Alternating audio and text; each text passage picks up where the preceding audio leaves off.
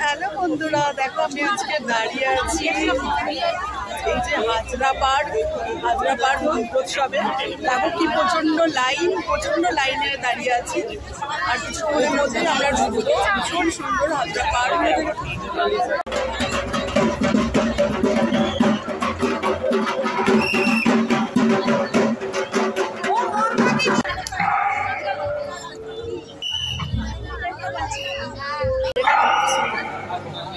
ভীষণ সুন্দর